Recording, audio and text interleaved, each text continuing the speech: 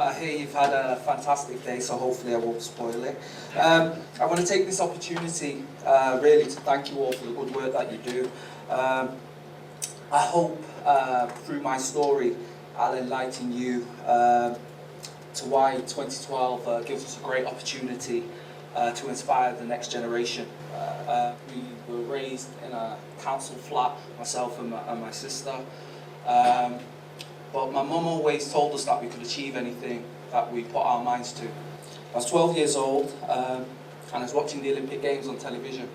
It was 1984 and I watched a gentleman called Carl Lewis win 4 Olympic gold medals. And it was at that point that I suddenly knew what I was going to do. So I said to my mum, "Mum, I'm going to go to the Olympic Games one day." She was like, "Okay, interesting."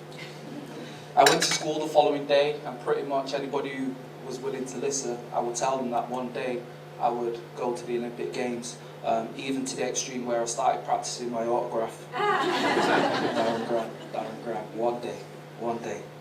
So I said, "Well, Mum, as I've told you, one day I'll go to the Olympic Games and one day I'll be famous." And I said, "What I don't want is my father to be sat in a pub, see me on telly and go, 'That's my son.'" I said, "If I change my name to Campbell, because my mum and dad were never married, I said, if I change my name to Campbell, then my father can turn around and say that's my son, but then he'll have to explain why we have different surnames." And at that point she'd heard that I was on a hit list and she pretty much said to me, "Will I leave Manchester?" At the time I had an opportunity to either move to London and work with Sally Gunnell or move to South Wales and work with Colin Jackson. I felt the type of person I was and the things that I knew, if I moved to London, it's just bigger. It's bigger than what happens in Manchester, and would I be strong enough to stay focused and keep away from those distractions? So I decided to move to South Wales and I moved into this little village in South Wales where they had never seen a black person.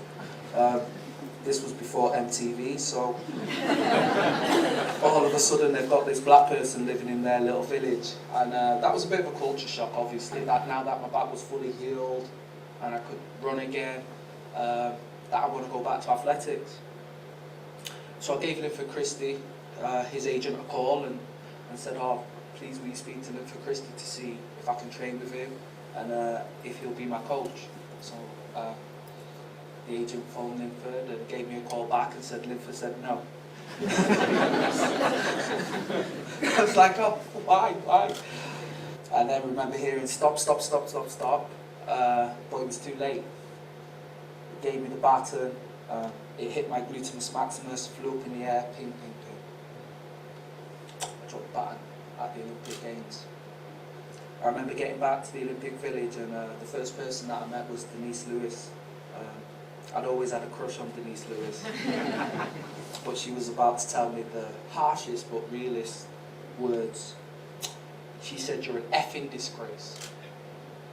And I looked at her and I remember thinking, nobody in life goes out to fail, but actually I knew what she meant.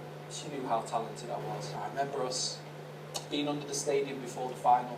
The crowd went crazy. Kelly Holmes had just won her 2nd Olympic gold medal. I remember saying to the guys, "Kelly can't be the only one to go back with a gold medal from athletics. Come on, we can do this." We were stood next to the Americans and they were whooping and hollering because for them they'd already won. So they were like, "Woo, yeah, come on, woo!" Okay, I think we've got something special for you guys.